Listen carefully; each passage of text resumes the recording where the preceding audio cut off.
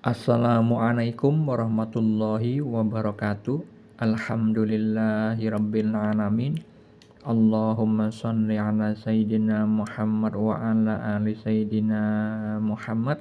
Kali ini saya akan menjelaskan siapa itu ulama tasawuf.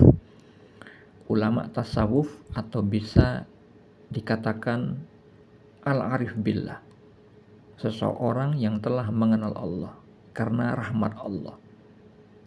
Seorang yang bertakwa kepada Allah dan mengetahui bahwa kemampuan bertakwanya itu dari rahmat Allah, karunia dan rahmat Allah, bukan dari dirinya sendiri. Sehingga mustahil ulama tasawuf itu ingin menyombongkan diri, mustahil pamer ilmu, mustahil akan mengatakan sesuatu yang menguntungkan dirinya sendiri, mustahil. Karena ulama tasawuf itu adalah orang yang berilmu, yang hatinya bersih dari segala sesuatu selain Allah Subhanahu wa taala. Hidupnya hanya untuk mengabdi kepada Allah Subhanahu wa taala semata-mata. Banyak yang mengaku sudah bertasawuf. Banyak yang mengaku menjadi guru mursyid. Aneka macam tarekat diaku-aku, tapi dusta belaka. Mereka kebiasaan menyampaikan kata-kata yang aneh, supaya terlihat tinggi di depan kebanyakan orang awam. Seperti halnya yang sering kita lihat di YouTube ataupun Facebook. Orang yang mengatakan makrifat haram sholat. Nah, ini pemahaman yang tidak bertasawuf. Karena hatinya kotor, bodoh mengenai ilmu syariat, akhirnya mudah disesatkan setan. Ikut-ikutan karena tidak melakukan dengan ketakwaan, tapi hanya membaca-baca teori makrifat dari orang awam. Sehingga ikut-ikutan awam ditambah lagi sesat dan menyesatkan. Untuk karena itu, saudara-saudariku, kita harus mengetahui ciri-ciri orang yang bertasawuf itu seperti apa. Saya hanya ingin menjabarkan secara singkat saja. Tasawuf adalah suatu ajaran tentang bagaimana mensucikan jiwa. Dalil mensucikan jiwa ada di dalam Al-Quran. Di dalam surah Asy-Syams ayat 9 Allah Subhanahu wa taala berfirman, sesungguhnya beruntunglah orang yang mensucikan jiwa itu. Di dalam hadis Nabi, hadis riwayat Bukhari dan Muslim, Rasulullah SAW bersabda tentang mensucikan jiwa dan juga tentang hati yang rusak. Jadi hati yang bersih, hati yang bertasawuf, hati yang kotor, hati orang yang ahli maksiat. Beliau bersabda, ingatlah bahwa di dalam jasad itu ada segumpal daging. Jika ia baik, maka baik pula seluruh jasad. Jika ia rusak, maka rusak pula seluruh jasad. Ketahuilah bahwa ia adalah hati. Jadi hati atau kolbu, ketika itu baik keadaannya, maka baik pula seluruh jasadnya. Maksudnya melahirkan amal-amal lahiriah yang juga mengandung kebaikan, beramal soleh. Tetapi jika hati atau kolbu itu rusak, maka melahirkan amal-amal lahiriah yang mengandung kemaksiatan, namun tidak disadari. Jadi orang yang bertasawuf, ulama bertasawuf, orang yang ahli dalam bidang ilmu agama, yang mengetahui dengan pemahaman yang benar, ilmu syariat yang bersumber dari Al-Quran dan As-Sunnah dipahami dengan benar dan diamalkan di dalam berkehidupan dengan disertai dengan hati yang bersih, sehingga amalnya Allah terima. Beda dengan orang yang kolbunya kotor, melahirkan amal-amal lahiriah yang mengandung kemaksiatan, seperti yang disebutkan di dalam hadis riwayat Muslim. Ada orang dermawan, ada orang mati syahid dalam medan perang, ada orang ahli Al-Quran dan membaca dan mengajarkan Al-Quran, dan juga ada orang alim, orang yang ahli ilmu agama. Cuman mereka semuanya masuk neraka karena apa? Ternyata jasadnya saja beramal soleh, hatinya tidak, kolbunya rusak. Akhirnya mereka berbuat syirik khafi, mempersekutukan Allah dengan samar. Ternyata mereka semua beramal namun ingin dipuji manusia. Berbeda, bertolak belakang dengan firman Allah Subhanahu wa taala di dalam surat Az-Zariyat ayat 56 tentang tujuan manusia diciptakan.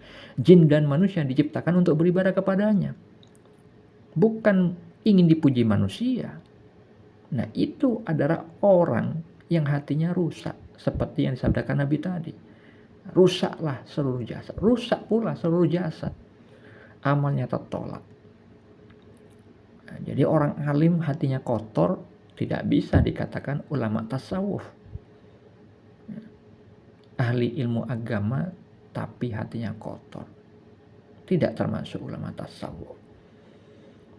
Nah, kalau misalkan kita ingin mencapai predikat ulama tasawuf atau bisa dikatakan al-arif billah, orang yang telah mengenal Allah, ma'rifatullah, orang yang mengenal Allah karena rahmat Allah, harus mengikuti petunjuk di dalam Al-Quran dan As-Sunnah, yaitu bertakwa. Ya. Seperti yang Allah firmankan di dalam surat Al-Baqarah ayat 282 pada kalimat terakhir, dan bertakwalah kepada Allah, Allah memberikan pengajaran kepadamu, dan Allah Maha mengetahui segala sesuatu. Sedangkan di dalam kitab Risalah Al-Ghausiyah milik Sultanul Aulia Syekh Abdul Qadir Al-Jilani, Allah memberikan bocoran supaya musyahadah.